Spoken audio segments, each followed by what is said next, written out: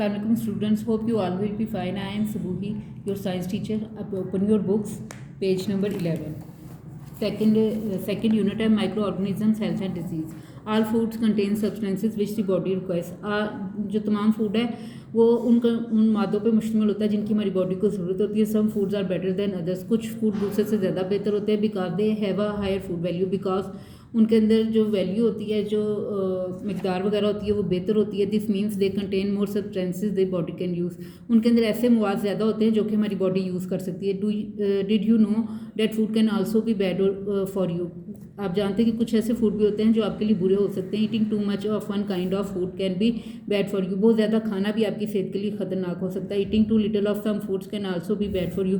और कुछ फूड्स ऐसे होते हैं जो बहुत कम खाना आपके लिए और भी नुकसानदेह हो सकता है. Microorganisms, although you can easily count large living things that you see. आप बहुत सी ऐसी लिविंग थिंग्स हैं जिनको आप देख सकते हैं. That are millions of living things around you that are very tiny. बहुत सी ऐसी चीज़ होती हैं जो बहुत छोटी होती हैं. We call this tiny organism microorganism. ऐसे ऑर्गेनिजम्स को हम कहते हैं microorganism because we need a powerful microscope to see them. हमें एक बहुत ताकतवर माइक्रोस्कोप चाहिए जिससे हम उन सबको देख सकें. Micro organisms are found all over the world. Micro organism पूरी दुनिया में पाए जाते हैं. In the air, in water, in soil, मिट्टी में, हवा में, पानी में, हर जगह पे. इन और ऑन ओवर बॉडी, ताकि हमारी बॉडी में भी. And on the surface of every object, हर चीज़ की सतह पे पाए जाते हैं. In every day language people use the word germs when they talk about harmful micro organisms. हर दुनिया में, हर जगह, हर ज़ुबान में जर्म्स का नाम लिया जाता है जब भी हम हार्मफुल माइक्रो ऑर्गेनिजम्स का नाम लेते हैं. आगे काइंड्स ऑफ माइक्रो ऑर्गेनिजम्स हैं. There are 4 main kinds of micro organism. 4 main kinds है माइक्रो ऑर्गेनिजम्स की. These are viruses, bacteria, protozoa and fungi. They affect the body in different ways. कि हमारी बॉडी को मुख्तलिफ रास्तों से अफेक्ट करते हैं. Viruses smaller than bacteria, viruses can grow and survive only when they are in living cells of organism. Bacteria ऐसी चीज़ और या वायरसेस ऐसी चीज़ होते हैं जो सिर्फ लिविंग जिंदा इंसानी मादे में भी ही जिंदा रह सकते हैं. दे multiply rapidly in warm and moist places.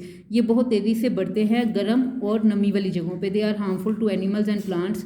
और ये एनिमल्स और प्लांट्स दोनों के लिए नुकसानदेह. And can cause many disease, और बहुत सी बीमारियों की वजह बनते हैं. Some illnesses caused by virus in humans.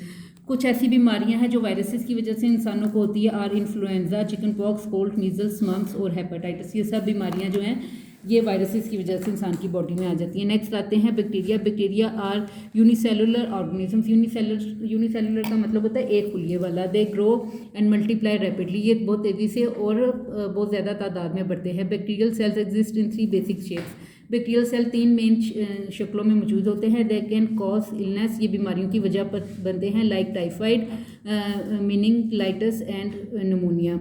Not all bacteria are harmful. सारे बैक्टीरिया नुकसानदेह नहीं होते.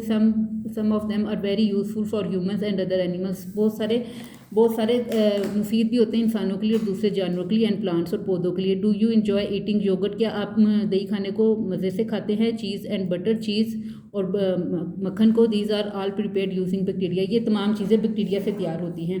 सम bacteria live in your body. कुछ ऐसे बैक्टीरिया होते हैं जो हमारी बॉडी में जिंदा होते हैं. And help in the digestion of your food. और हमारे खाने को हजम करने में मदद देते हैं.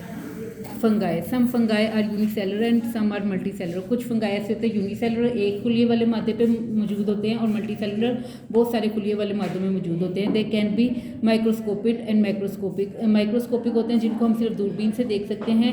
और मैक्रोस्कोपिक होते हैं जो हम इंसानी आँख से देखे जा सकते हैं. The fungi includes a vast variety of organism such as mushrooms, yeast and mould. They can not make their own food and obtain their food from other organisms on which they grow. ये अपना खाना खुद से नहीं बनाते बल्कि दूसरे organism से लेते हैं.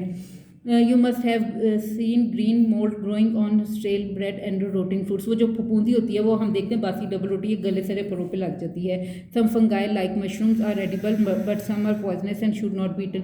कुछ खाने के काबिल होती है, ऐसी होती है, लेकिन कुछ ज़्यादातर जहरीली होती हैं जिन्हें हमें नहीं खाना चाहिए. सम फंगाई ऑब्टेन न्यूट्रिएंट्स. कुछ ऐसे फंगाई भी होते हैं जो ग़िज़ाइयत से भरपूर होते हैं. From dead animal and plants, जो कि मुर्दा जानवरों या पौधों से लिए जाते हैं. These fungi are decomposers. Fungi decomposes biodegradable litter and make soil fertile. ये खाद वगैरह बनाते हैं कूड़ा करकट से. Fungi can also grow on the human body and can cause skin infections like ringworm and athlete's foot.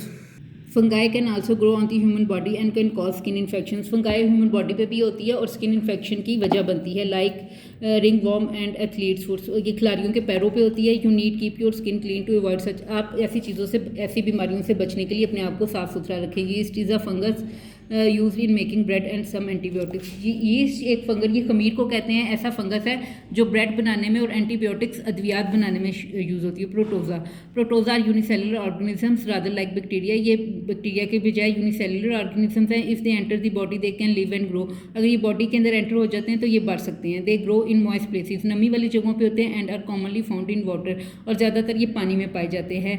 Dysentery is caused by protozoa and is a diarrhoea. हैज़ा और जो असाल की शिकायत होती है वो ज़्यादातर प्रोटोजा की वजह से होती है। ओके स्टूडेंट्स, आपने इसकी अच्छे से रीडिंग करनी है, इसके मीनिंग्स भी याद कर लेने हैं, और बाकी के जो पेज है 14 और 15 और ये 16, ये आपने अपने पेरेंट्स की मदद से रीड करनी है। ओके स्टूडेंट्स, थैंक यू, अल्लाह हाफिज़।